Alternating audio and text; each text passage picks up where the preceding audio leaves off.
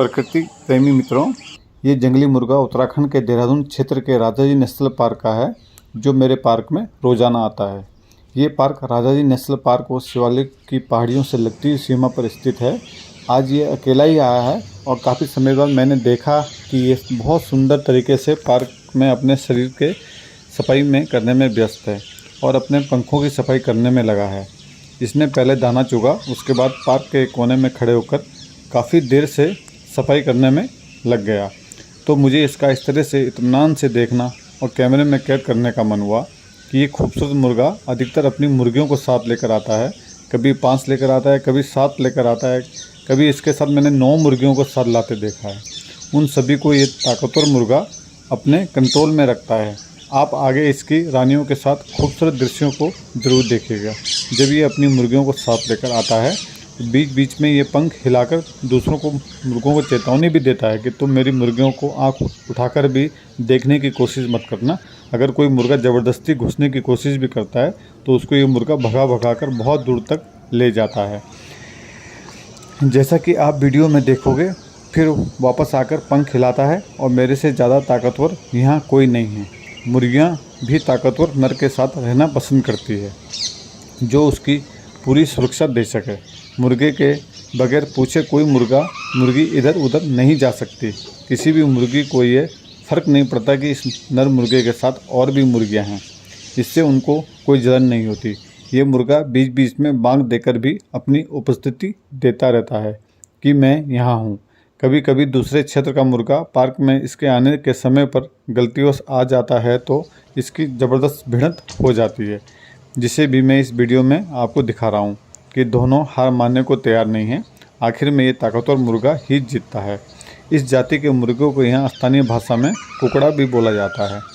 मुर्गों का शिकार यहाँ के जंगलों में शिकारी भी चोरी चुपके शिकार करते रहते हैं। बाज़ार में इसकी कीमत हज़ारों रुपये में है। पहाड़ी क्षेत्र में अत्यधिक ठंड होने के कारण इस मुर्गे का पहाड़ी लोग जमकर शिकार करते हैं। बर्फ़ के दिनों में पहाड़ी मुर्गे गांव की ओर रुख करते हैं, जिससे इनका शिकार बड़े आराम से हो जाता है। बर्फीले गांव के लोग इनको इसलिए ठंड के दिनों में इनका शिकार करते हैं, जिससे शरीर में गर्मी पैदा रहे और अत्यधिक ठंड से बचा जा सके। जंगली मुर्गे रात में पेड़ों पर रहना पसंद करते हैं, दिन में ज़मीन पर अधिकतर रहते हैं।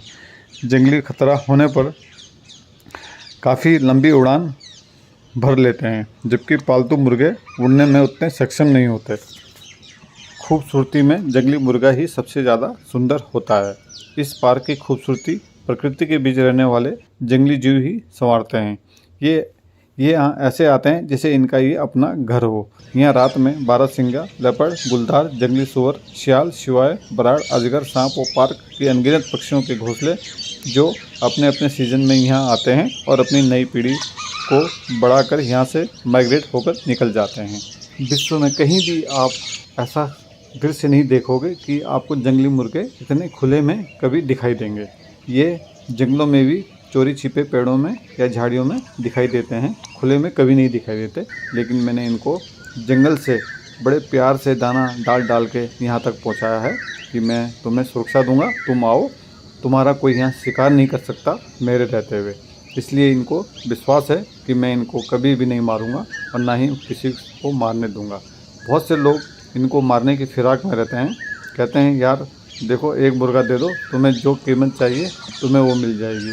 लेकिन मैं कहता हूँ ये भी हमारी तरह जीने के अधिकारी हैं, इनको भी जीने का अधिकार है। कोई भी इस दुनिया में कोई भी जीव पैदा होता है, कोई मरना नहीं चाहता। उसको अपने क्षेत्र में, अपनी जीविका में सबको आनंद आता है, चाहे वो जंगल में रह रहा हो, चाहे वो पेड़ पे रह रहा हो, चाहे वो धरती के नीचे रह रहा हो। सब जीना चाहते हैं और अपनी बिरादरी में खुश रहना चाहते हैं। तो हम क्यों इन जीवों का शिकार करते हैं?